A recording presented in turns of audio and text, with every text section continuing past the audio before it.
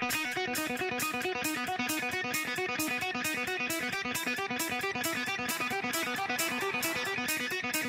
everybody, Brad Fuchs from, what the hell was that? From the radio station and various other things. This is my friend here, Drab T-shirt. Perhaps you've heard of him. Hey guys.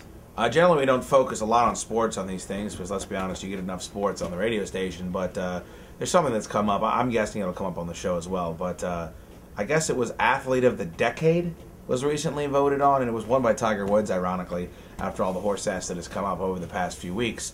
But that was not what the issue that Drab and I had. The issue that we had was that the other three dummies that came in after Tiger Woods, who, by the way, is a golfer, we're talking about 4 individual athletes in 4 irrelevant sports as the top 4 athletes of the decade, and it stinks. It's a big steaming pile of horse ass, and it's nothing but sports elitists just having their way with one another. I don't know how you feel, Flab. Yeah, it's an insult to real athletes, and as you can see, Fuchs and I are into real sports like football and volleyball, and we're not going to stand for this, man.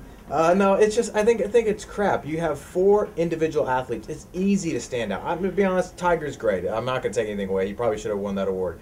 But then it's followed up by Lance Armstrong, Roger Federer, and then Michael Phelps, who competed for probably 14 days out of the decade. Yeah. So F him.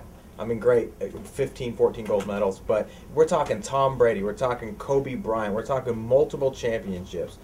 To have, and then Usain Bolt was ranked number 6. I believe Brady was 5th. So 5 out of the top 6 athletes of the decade all come from individual sports. I don't like it. It's easy to dominate a sport when nobody plays it. I was on the varsity tennis team three weeks after I picked up my first racket. Nobody plays these sports, and so you don't have to compete against the millions and millions of people across the country playing basketball. You know, I don't take anything away from Federer, but he's not, you know, the athlete of the decade or nowhere near the top 3.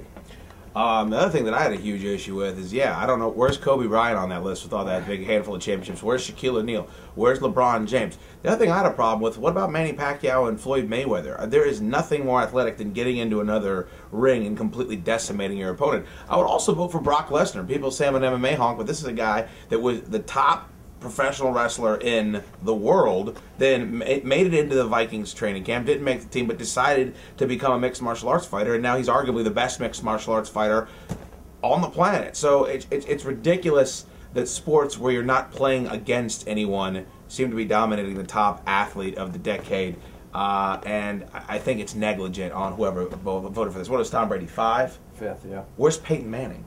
That's a good point. I mean, where's Peyton Manning? He's pretty good. You could argue Brett Favre.